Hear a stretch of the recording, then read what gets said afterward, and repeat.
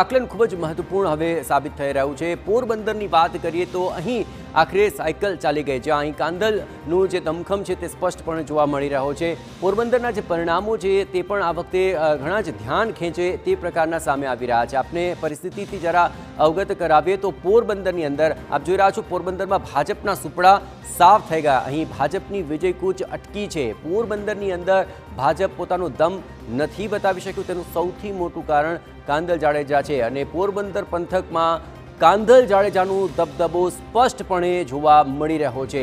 પોરબંદરના જે પરિણામો છે તેમાં કાંદલનું જે પ્રભુત્વ છે આ વિસ્તારમાં તે સ્પષ્ટપણે પરિણામોની અંદર પણ દેખાઈ રહ્યું છે। ખાસ કરીને રાણાવાવ અને કુતિયાણા બેઠક પર સમાજવાદી પાર્ટીની સાયકલ પૂરપાટ દોડી છે અને આ બંને બેઠકો ઉપર સમાજવાદી પાર્ટીનો દમખમ જોવા મળ્યો છે। કાંદલ જાડેજાનું પ્રભુત્વ જોવા મળ્યું છે અને પોરબંદરમાં ભાજપનો જે વિજય રથ છે તે અટક્યો છે। કુતિયાણાની જે 24 બેઠકો છે તેમાંથી 16 બેઠકો ઉપર સમાજવાદી પાર્ટીની જીત થઈ ચૂકી છે।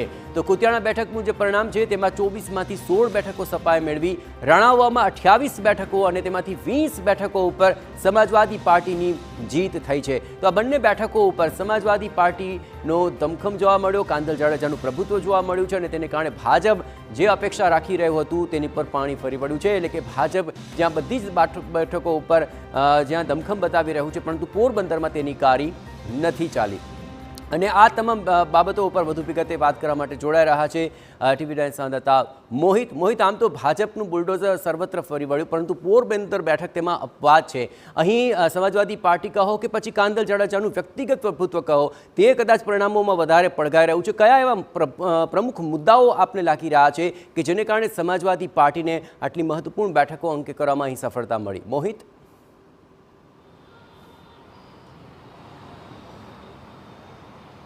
જયેશ, આપે કહ્યું એમ કે સૌરાષ્ટ્રભરમાં જો નગરપાલિકાના પરિણામ પર નજર કરવામાં આવે તો ભાજપનું પલડું છે તે ભારે જોવા મળ્યું છે। કેટલીક જગ્યાએ કોંગ્રેસનું ખાતું પણ ખુલ્યું નથી, પરંતુ પોરબંદરમાં ક્યાંક અપસેટ છે તે સર્જાયું છે। પોરબંદર જિલ્લાની જો રાણાવાવ અને કુતિયાણા નગરપાલિકાની વાત કરવામાં આવે તો બંનેમાં સમાજવાદી પાર્ટી એટલે કે કાંદલ જાડેજાનું પ્રભુત્વ છે તે જોવા મળી રહ્યું છે। આમ તો આ વિસ્તારમાં કોઈ પાર્ટી કરતાં વ્યક્તિગત લડાઈ છે તે મહત્વની માનવામાં આવતી હતી ને એમાં જ કાંદલ જાડેજાનું રાજ છે તે સ્પષ્ટપણે જોવા મળ્યું છે।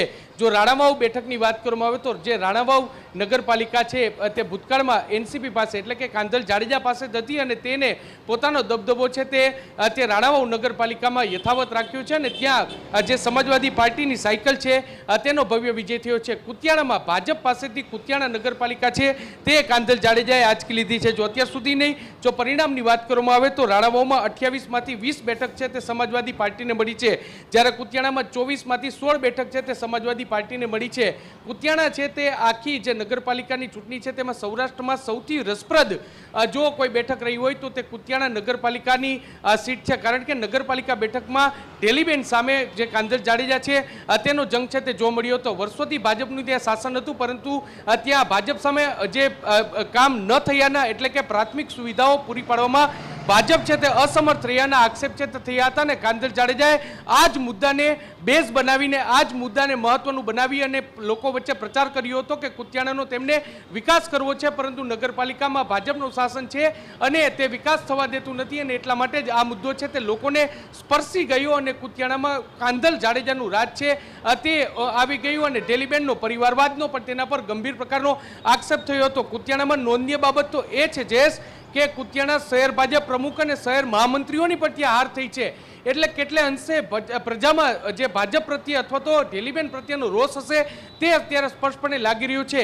આખી જો સૌરાષ્ટ્રની નગરપાલિકાની ચૂંટણીની વાત કરવામાં આવે તો મહાનગરપાલિકા અને નગરપાલિકાની ચૂંટણીમાં સૌરાષ્ટ્રમાં કેટલાક અપસેટ છે તે જોવા મળ્યા છે। તે પૈકીનું અપસેટ છે તે કુતિયાણા અને રાણાવાવમાં છે કે જ્યાં જે સમાજવાદી પાર્ટીની સાયકલ છે તે પૂરપાટ ઝડપે ચાલી છે અને ભાજપના જે આગેવાનો છે તેમના ઉમેદવારીમાં પણ પંચર થઈ ગયું છે અને તેઓની કારમી હાર થઈ છે।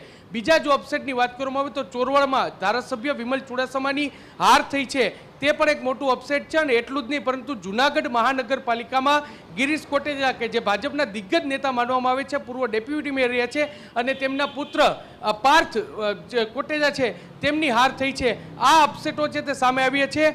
કેટલીક સીટો પર જે કોંગ્રેસનું પલડું ભારે હતું ત્યાં પણ કોંગ્રેસ જીતી શકી નથી અને કુતિયાણાની અને રાણાવાવની નગરપાલિકાની ચૂંટણીનું પરિણામ છે તે જરૂરથી ભાજપ માટે જરૂરથી એક ચિંતાનો વિષય છે અને આગામી દિવસોમાં ત્યાં ભાજપે કાર્ય કરવું અને અથવા તો લોકોનો વિશ્વાસ કેળવવો એટલો જ જરૂરી છે. જી જયેશ. આભાર મોહિત. તમામ ગતિવિધિઓ પર આપ નજર રાખતા રહેજો. તો આખરે સૌરાષ્ટ્ર પંથકની અંદર જ્યાં ભાજપે મહત્વપૂર્ણ જીત હાંસલ કરી તે તો સમાચાર છે જ, પરંતુ સૌથી મોટા અપસેટ એ પોરબંદરમાં છે, ચોરવાડમાં છે, જૂનાગઢ મહાનગરપાલિકાની અંદર પણ પાર્થ કોટેચાની હાર છે. આ તમામ એવા મહત્વપૂર્ણ પરિણામો છે કે જેની પર સૌ કોઈની નજર મંડરાયેલી હતી અને પરિણામો ઘણા જ ચોંકાવનારા અહીંથી મળી રહ્યા છે. તો અત્યાર સુધીમાં કુલ 68 નગરપાલિકામાંથી 61 પરિણામો સ્પષ્ટ થઈ ચૂક્યા છે, જેમાંથી 56 પર ભાજપે જીત હાંસલ કરી લીધી છે, જ્યાં કોંગ્રેસની સૌથી વરવી પરિસ્થિતિ છે. માત્ર 1 પર કોંગ્રેસ જીત મેળવી શક્યું છે, અન્યના ફાળે 4 આવી છે, પરંતુ ભાજપે મહત્વપૂર્ણ કીર્તિમાન હાંસલ કર્યો છે. ગત વખતની ચૂંટણી કરતાં પણ વધારે નગરપાલિકાઓ અંકી કરવામાં ભાજપને આ વખતે સફળતા મળી છે. પરંતુ ચોંકાવનારા પરિણામોને લઈને પણ આ વખતના આ ચૂંટણી પરિણામો યાદ રાખવામાં આવશે, કારણ કે સૌરાષ્ટ્ર પંથકની અંદર જે પરિણામો છે તેની અંદર જે ચોરવાડ છે, જૂનાગઢ મહાનગરપાલિકા છે, આ તમામ બાબતોની અંદર પણ ભાજપને ઘણા ચોંકાવનારા પરિણામોનો પણ સામનો કરવો પડ્યો છે.